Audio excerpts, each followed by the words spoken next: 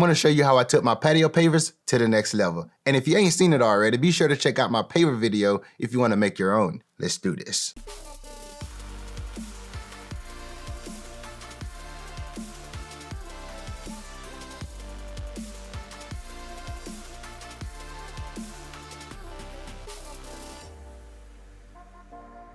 In the last video, I finished off this space with mulch. I noted that it was a temporary solution because it is. At some point, I'll need to dig up this area, and I'd hate to waste the money on the artificial grass I plan to use in this location. For now, I feel the mulch should do enough to hold me over until I'm ready. While I was finishing that project, I was bouncing a few ideas in my head on how to finish the gaps in between the pavers. Originally, I was thinking grass, but I was really aiming for a low maintenance area. So it boiled down to artificial grass or LEDs. The mulch was playing a placeholder, at least until I was able to sort this out. First, I have to undo what I did and get rid of the mulch.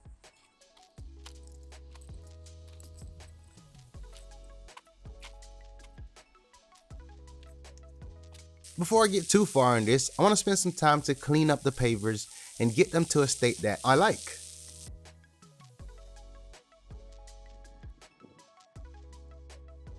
It would have been easier and faster to put a round edge on this during the finished stage of the concrete, but I wanted these to have more of a modern look to it. What I want to do here is slightly knock off the edge on the concrete. One can look at it as added work.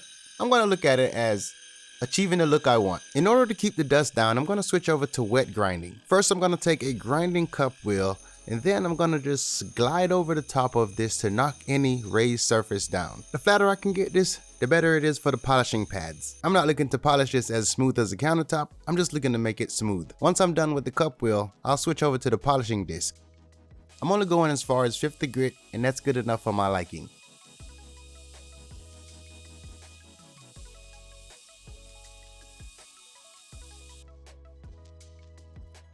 Here you can see how the cup wheels scuff up the surface of the concrete, and here you can see where I'm trying to go with the diamond polishing pads. I did see a few comments questioning why didn't I use a broom to put a texture on here. The simple response to this is it's not the effect that I was going for. I've come to the conclusion that I wanted a smooth texture on top of this. I felt like the smoother it was, the softer it was on your feet. You'll have to take my word for it, but this is not a slippery surface by any means. I've walked on here while it was wet and dried, with shoes and without. I went over each pad until I got the best look I felt I could achieve. Overall, I'm quite happy with the end result. Before I grind each slab, I noticed one thing. It was extremely hard to remove dirt from the pores of the concrete. Since I've polished them, I noticed they don't get as dirty and they're much easier to clean now. The next thing I would like to do is to apply a concrete sealer, one with a dry look. Before I go any further, I need to build up the space in between each paver. To do that, I'll be using sand.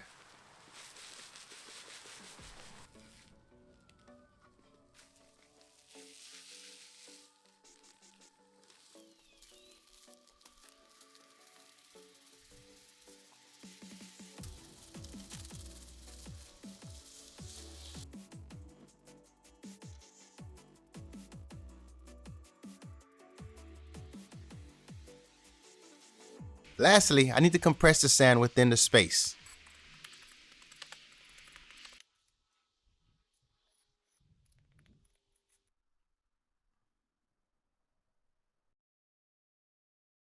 I was able to find the right LED strip for this application. It's waterproof and dimmable, rated for indoor and outdoor projects. And it's RGB, so you'll be able to cycle through your favorite colors using the remote. I'll place a link down in the video description if you want to check this out. These come in a few different lengths, but I got the one that was 50 meters. I was able to cut off what I didn't need, which is perfect. The biggest challenge here is you have to run this with 120 volts. But I'll show you what I did to make this work for me. Let's get this thing unspooled. First thing I need to do here is identify the location where I want my junction box to be set up. Now I'll take the lights and lace it in between the slabs. I'll need to take this all the way around in between the slabs and bring it back to where it started.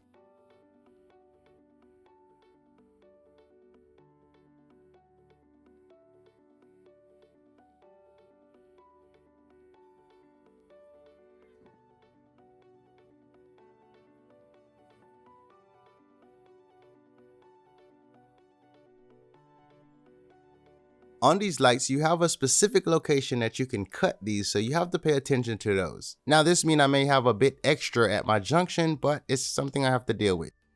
At this point, I'm going to test it and make sure it's all working. Adding the sand is going to do a number of things here. One, it's going to help the light bounce off of the sand and basically bounce up. With the sand built up in the spaces, this allowed me to use the least amount of rocks so I can keep the cost down. Placing the river rocks will be a bit tedious, but they'll help keep the strips pinned to the back of the slabs.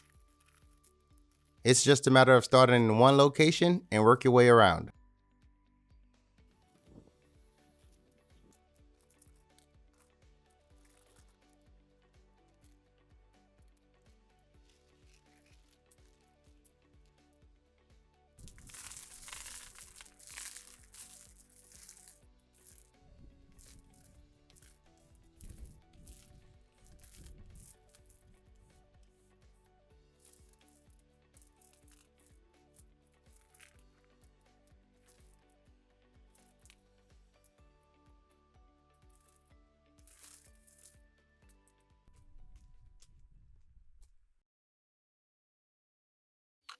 Here I'm going to use a PVC fence post to use as my junction per se. I'll just cut off what I need.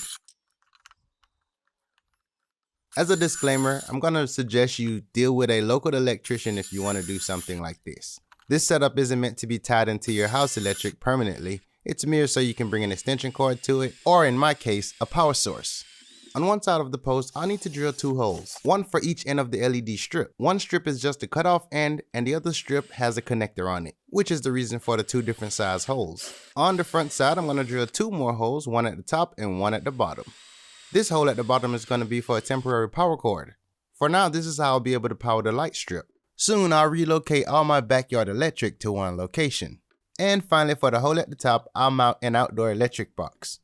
Now I'll route the wire into the electric box and tighten it.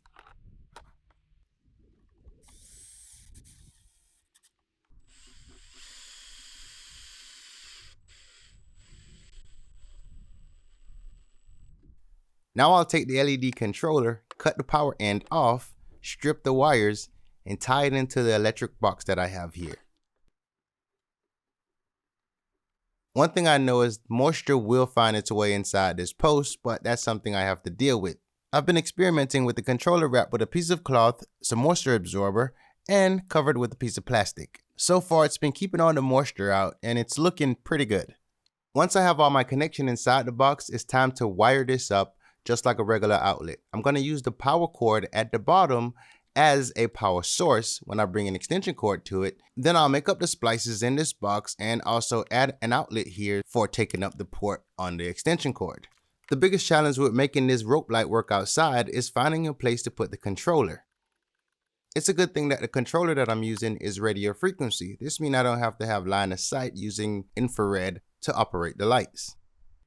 At this point, I know exactly where I want to plant the posts. All I need to do is cut the landscape fabric, remove the dirt, plant the posts, and put it all back. Now I need to direct both ends of the light strip inside the post.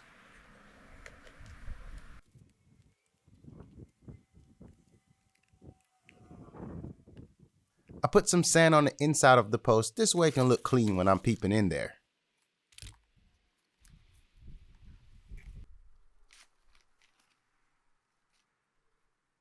For the cut end of the light strip, I'll slip the included cap on. Now I'll be able to plug this power cord in to an extension cord or a power source, and that would give me some additional power here. Now I'll seal up the junction box using silicone going around the entire box. This is going to prevent rainwater from getting inside, but it's not going to stop if I have a flood here. And with all my years here, I haven't had any issues with flooding. That's part of the risk I'm willing to take. And finally, I'll hit this with some spray paint to make it blend in into the landscape.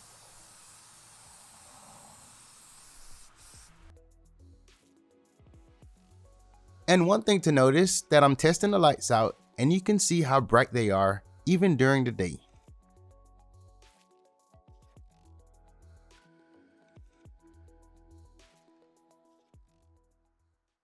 Off to the right, you can see this big bright power source, and that's before I install the junction box. Yep, I was a bit impatient and wanted to see this thing in action before I made all those connections. The lights are quite bright, and it does exactly what I was imagining before I did this.